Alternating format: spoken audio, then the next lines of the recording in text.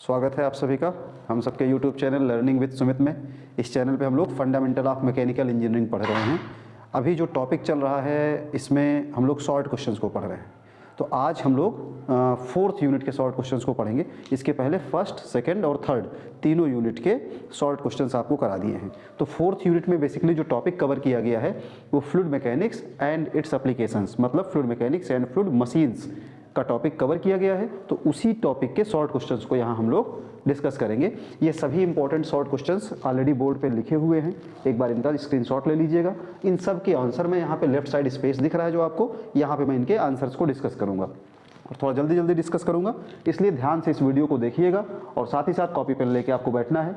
जहां आपको इंपॉर्टेंट लगे उसे तुरंत नोट कर लीजिएगा। आप नोट करने में अगर टाइम लगे तो वीडियो को पॉज करके नोट करिएगा, नहीं तो आप स्क्रीनशॉट लेके नोट करिएगा, लेकिन इसकी नोट्स जरूर बना लीजिएगा। ये सभी शॉर्ट क्वेश्चंस आपके एग्जाम में 2 मार्क्स में आते हैं। तो यूनिट नंबर जो है ये यूनिट नंबर 4 है आपका। तो फर्स्ट क्वेश्चन इसमें जो है, इसमें कह रहा है define specific gravity of a fluid. ये फ्लूइड की एक प्रॉपर्टी है, फ्लूइड की एक प्रॉपर्टी है। देखिए फ्लूइड की 4 प्रॉपर्टीज हैं, density, specific weight, specific volume and specific gravity. कोई भी प्रॉपर्टी आपसे पूछी जा सकती है, इंडिविजुअल या सभी एक साथ में। तो पहले हम लोग आंसर 1 डिस्कस कर लेते हैं। आंसर नंबर 1 है आपका स्पेसिफिक ग्रेविटी।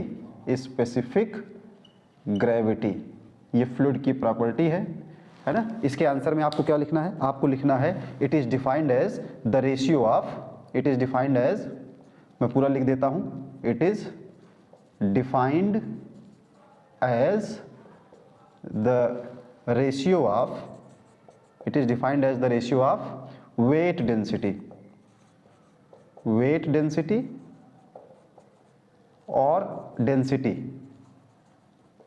है ना, of a fluid to the weight density, weight को मैंने शॉर्ट में लिख दिया यहाँ पे, weight density और density of standard fluid, बस यही आपको स्पेसिफिक ग्रेविटी के डेफिनेशन में लिखना है कि it is defined as the ratio of weight density और density of fluid to the weight density और density of standard fluid. It is denoted by S, capital S से इसको डिनोट करते हैं। तो S equal to weight density of fluid है ना। Weight density के प्लेस पे आप डेंसिटी भी लिख सकते हो, टू द वेट डेंसिटी और करके मैं दोनों लिख दे रहा हूं, density of standard fluid. ST short में लिख दिया, एसटी का मतलब यहाँ स्टैंडर्ड है। वेट डेंसिटी और डेंसिटी ऑफ फ्लूइड है ना, मैं यहाँ रफ करके लिख देता हूँ, और डेंसिटी ये भी लिख दे रहा हूँ, और डेंसिटी ऑफ फ्लूइड। जो भी गिवन फ्लूइड है ये उसका वेट डेंसिटी, देखिए अगर वेट डेंसिटी ऊपर लेंगे तो नीचे भी वेट डेंसिटी, अगर ऊपर डेंसिटी यूज करते हैं तो नीचे density, in case of numerical है ना। तो ये आपका हो गया स्पेसिफिक ग्रेविटी, इसको एस से डिनोट करते हैं। ये फर्स्ट क्वेश्चन का आंसर है, इसे आप नोट करिए, स्क्रीनशॉट लीजिए, क्योंकि मैं इसको रफ करूंगा और रफ करने के बाद हम लोग सेकंड क्वेश्चन का आंसर करेंगे। तो अब मैं इसको रफ कर देता हूँ, इसको रफ कर रहा हूँ और इसके तुरंत बाद हम लोग सेकंड क्वेश्चन का आंसर करेंगे। सेकंड क्वेश्चन जो है, ये सेकंड क्वेश्चन देखिए, तब तक आप लोग एक बार पढ़िए। तो सेकंड क्वेश्चन में कह रहा है आपसे कि define density, specific weight and specific volume है ना। 3 चीजें पूछ रहा है आपसे, पूछ रहा है density, specific weight and specific volume है ना। ये भी फ्लूइड की प्रॉपर्टी है, ये सभी फ्लूइड की प्रॉपर्टी है। सेकंड क्वेश्चन का आंसर सबसे पहले आपको बताते हैं डेंसिटी, ठीक। Density, it is defined as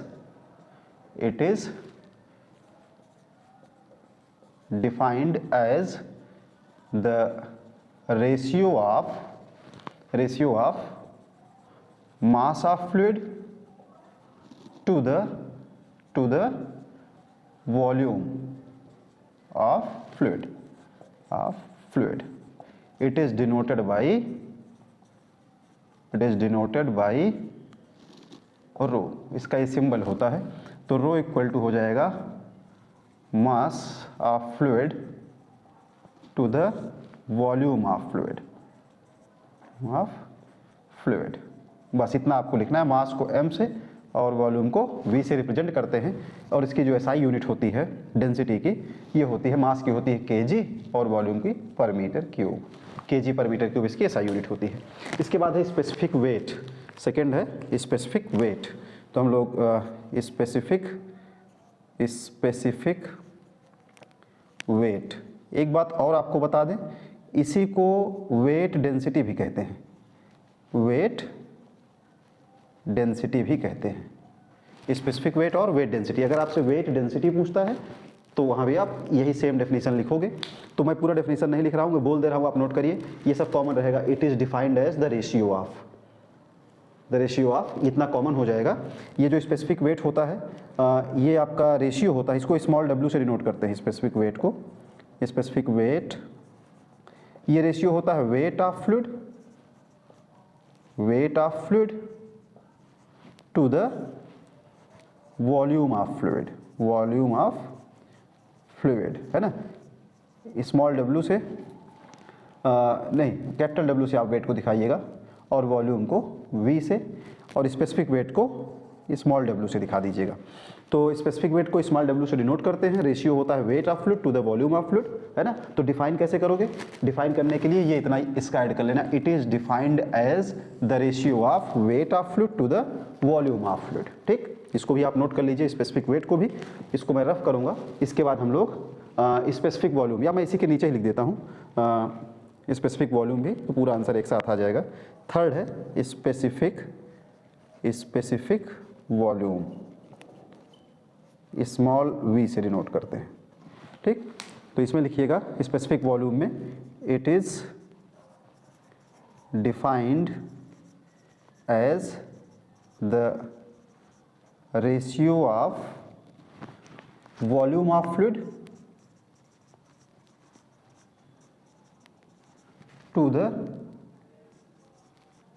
to the mass of fluid. It is defined as the ratio of volume of fluid to the mass of fluid. मतलब स्पेसिफिक वॉल्यूम को मैं अगर यहाँ पे लिख दूँ, स्पेसिफिक वॉल्यूम जो होगा ये वॉल्यूम अपॉन मास, तो ये क्या होता है, ये होता है डेंसिटी का रेसिप्रोकल। स्पेसिफिक वॉल्यूम जो होता है ये डेंसिटी का रेसिप्रोकल होता है, क्योंकि आप जानते हो मास अपॉन वॉल्यूम डेंसिटी होता है और volume upon mass specific volume होता है, तो ये क्या हो गया, डेंसिटी का रेसिप्रोकल हो गया। ठीक, तो ये अगर आपको दिख रहा है तो स्क्रीनशॉट लीजिए, नहीं तो इसको नोट करिए, मैं रफ करूँगा। ये सेकंड क्वेश्चन का आंसर हो गया, डेंसिटी, स्पेसिफिक वेट और weight density and specific volume. अब मैं इसको रफ करूँगा क्योंकि हम लोग इसके बाद थर्ड क्वेश्चन लेंगे। थर्ड क्वेश्चन जरा पढ़िए, क्या है, discuss the equation of continuity. यहाँ पे कॉन्टिन्यूटी इक्वेशन की बात कर रहा है इसमें थर्ड क्वेश्चन में। तो इसको मैं रफ कर दे रहा हूँ, या आपने नोट कर लिया होगा या स्क्रीनशॉट ले लिया होगा।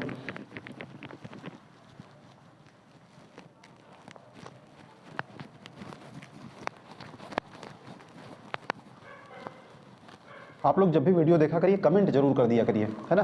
कमेंट करने से मुझे पता चल जाता है। देखिए ऐसे मुझे ये तो दिखता रहता है कि कितने लोगों ने वीडियो देख लिया है, लेकिन ये नहीं पता चल पाता है कौन कौन लोग देख रहे हैं। जब आप कमेंट करते हो तो थोड़ा सा एक आपकी आइडेंटिटी बनती है, और मुझे भी लगता है कि चलिए ठीक है, जो भी मैं एफर्ट कर रहा हूँ आपके लिए वो थोड़ा सा सफल हो रहा है। तो कुछ कमेंट कर दिया करिए थोड़ा बहुत, अगर करना चाहें तो, नहीं करेंगे तो सब कुछ आपके हाथ में है। फिलहाल हम लोग डिस्कस करते हैं continuity equation, discuss the equation of continuity. तो इक्वेशन ऑफ कॉन्टिन्यूटी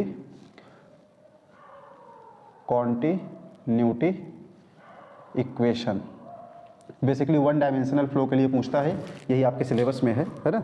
तो ये जो कॉन्टिन्यूटी इक्वेशन है ये बेस्ड है law of conservation of mass flow rate, क्योंकि यहाँ पे फ्लूइड फ्लो होता रहता है। तो फ्लूइड फ्लो होता है with respect to time, fluid आपका स्टैटिक नहीं होता है, इसलिए यहाँ पे टर्म यूज करते हैं मास फ्लो रेट, है ना। तो कॉन्टिन्यूटी इक्वेशन में आप लिखिएगा इसके आंसर में, it is based on the principle of law of conservation of mass flow rate।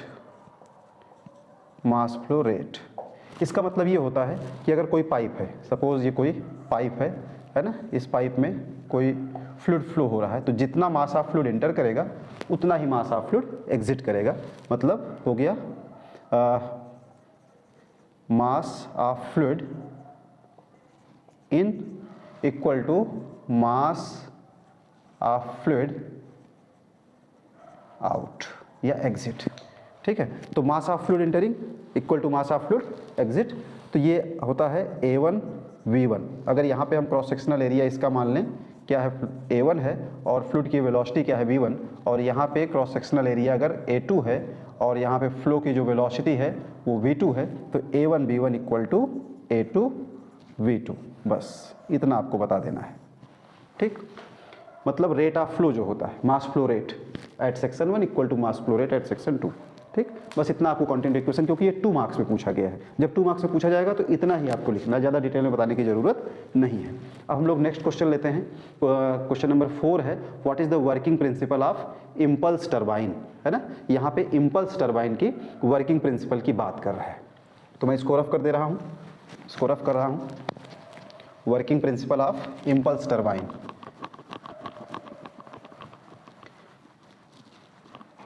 तो एक क्वेश्चन मैं आपके लिए छोड़ देता हूँ, आप इसका आंसर मुझे कमेंट में बताइएगा कि वर्किंग प्रिंसिपल क्या है इम्पल्स टरबाइन का, है ना, और इसका आंसर मुझे आप कमेंट करिएगा।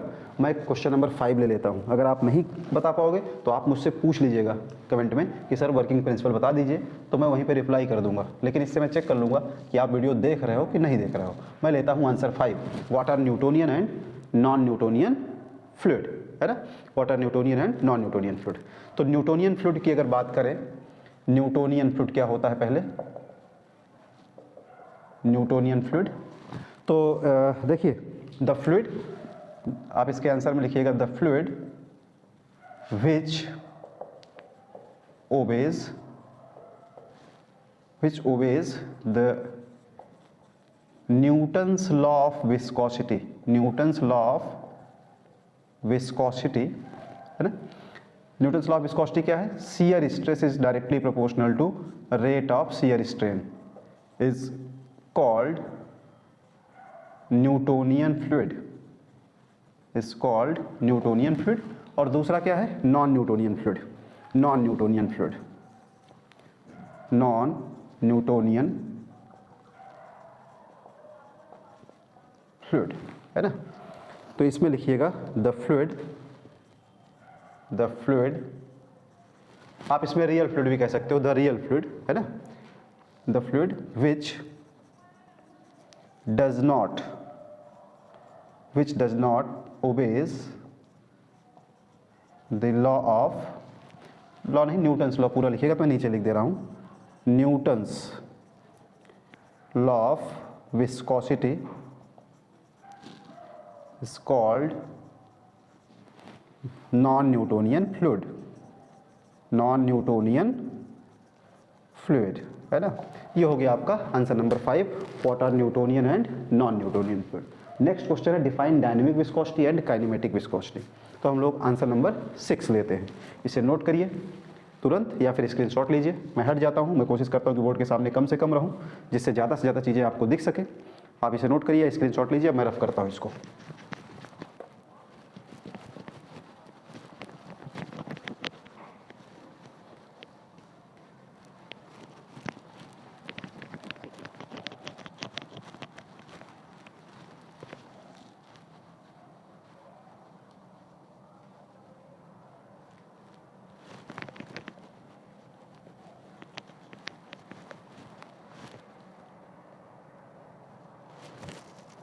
Next question is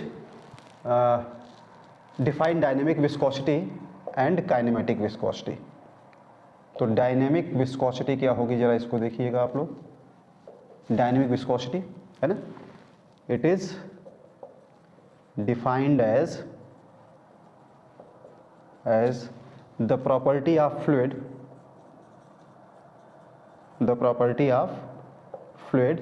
which offers resistance to the movement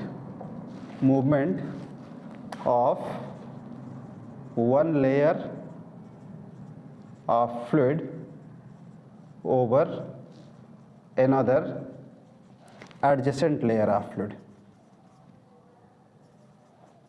layer of fluid. It is denoted by mu. It is denoted by mu, है ना। जो म्यू होता है ये होता है shear stress upon rate of shear strain. Shear stress को tau से डिनोट करते हैं ये, और शियर स्ट्रेन को डी ओवर डी वाई से, ठीक है।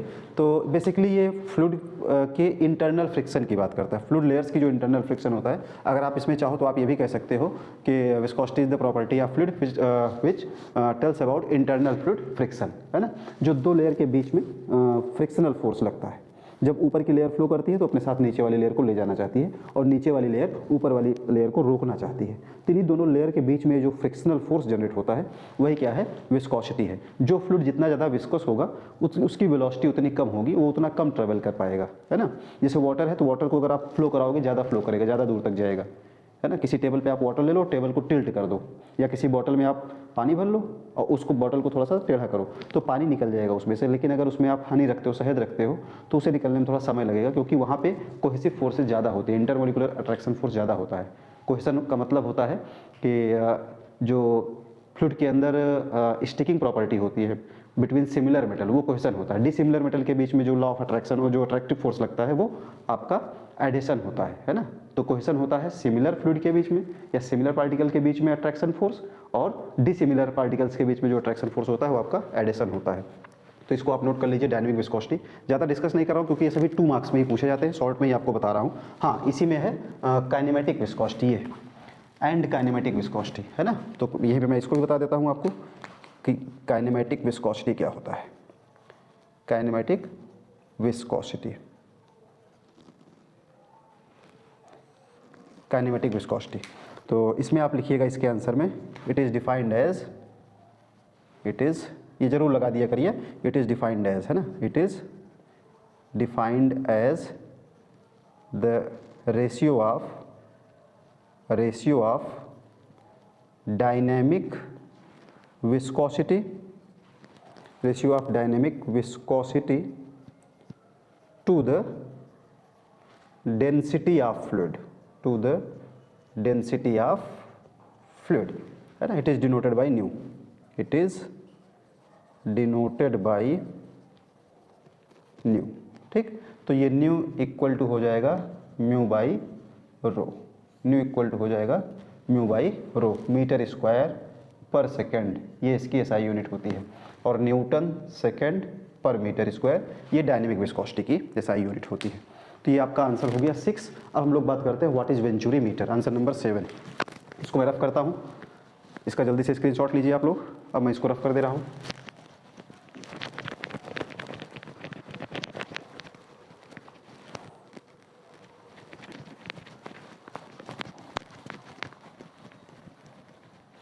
इसके बाद हम लोग डिस्कस करते हैं वेंचुरी मीटर। वैसे मैंने वेंचुरी मीटर डिटेल में भी पढ़ाया हुआ है, उसका भी लिंक दे दूंगा, आप उसे भी पढ़ लीजिए क्योंकि एग्जाम में पूछा जाता है। लेकिन शॉर्ट क्वेश्चन में अगर पूछ लिया गया तब आपको कितना लिखना है और क्या लिखना है वो अभी हम लोग डिस्कस कर लेते हैं यहाँ पे आंसर नंबर 7 में, है ना। व्हाट इज़ वेंचुरी मीटर, ये क्वेश्चन है।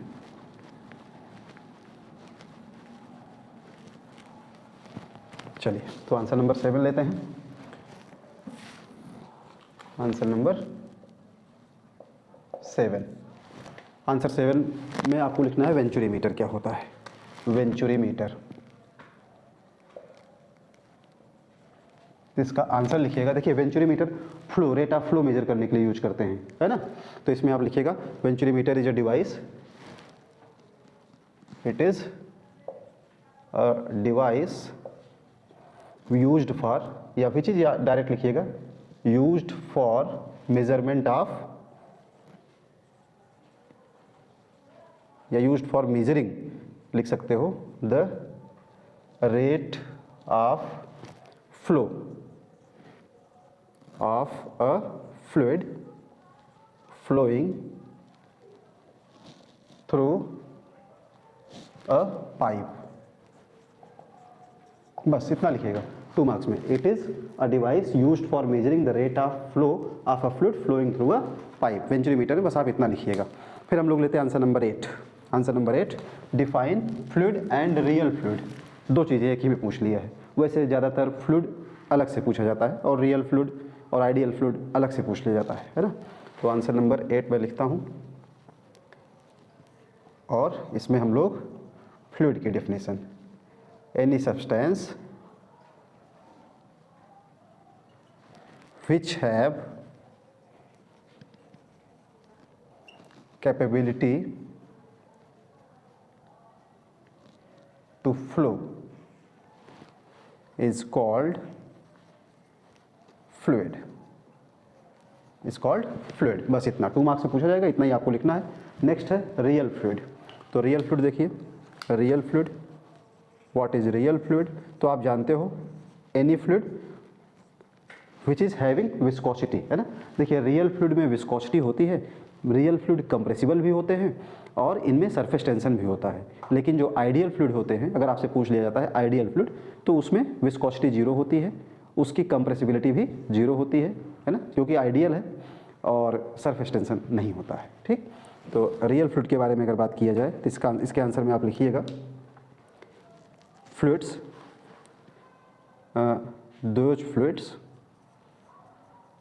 those fluids which is having viscosity, surface tension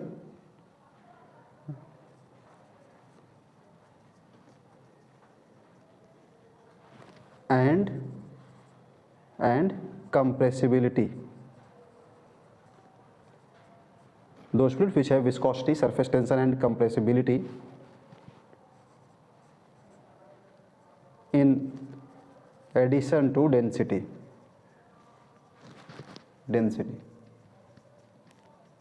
ठीक, in addition to density are called as real fluid या are known as real fluid।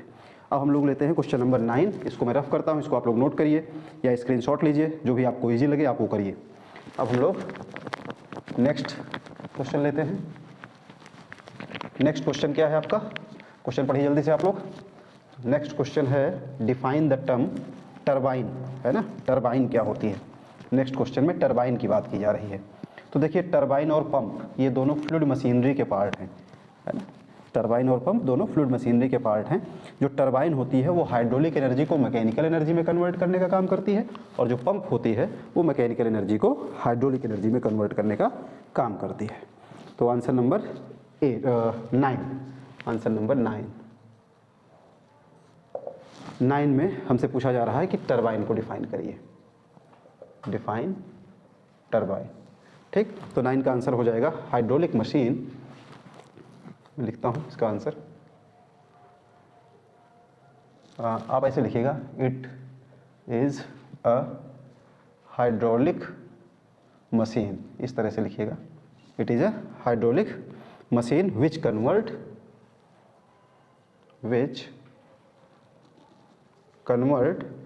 Hydraulic energy into, turbine है hydraulic energy इसके पास होगी, which convert hydraulic energy into mechanical energy, hydraulic energy into mechanical energy. ठीक, turbine it is a hydraulic machine which convert hydraulic energy into mechanical energy. Next है आपका centrifugal pump, answer number 10। इसी के नीचे answer number 10 बता देते हैं आपको। आंसर नंबर 10 बात करते हैं सेंट्रीफ्यूगल पंप की। सेंट्रीफ्यूगल पंप, है ना। सेंट्रीफ्यूगल पंप क्या होता है? तो सेंट्रीफ्यूगल पंप में आप लिखिएगा हाइड्रोलिक मशीन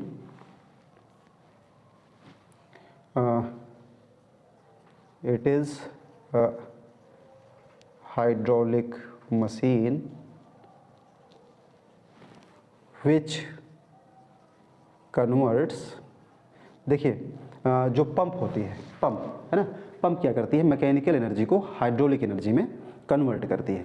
लेकिन जब स्पेशली सेंट्रीफ्यूगल पंप की बात करेंगे तो हम यहाँ पे कह सकते हैं कि ये क्या करती है?